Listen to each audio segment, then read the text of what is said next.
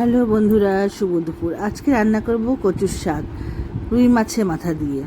তাই মাথাগুলোকে ভেজে রেখে দিলাম, আর সাথে 3 পিস মাছও এনেছে, সেটাকেও রান্না করব পরে।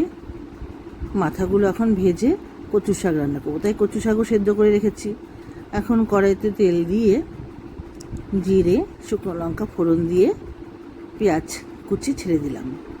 এই পেঁয়াজটা ভাজা ভাজা হতে হতে আমি এখন লঙ্কা আর রসুন আধা বাটা মতন করে নিয়েছি, সেগুলো দিয়ে দিলাম।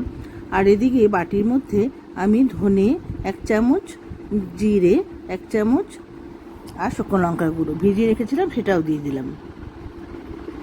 হলুদ নুন দিয়ে দিলাম পরিমাণ মতো। ভালো করে কষিয়ে মশলাটাকে এখন কচুটা দিয়ে দেব, সেদ্ধ কচু দিয়ে ভালোভাবে এটাকে এখন নাড়াচাড়া করতে হবে। নাড়াচাড়া করে তারপর আমি মাছের মাথাগুলো দিয়ে দেব।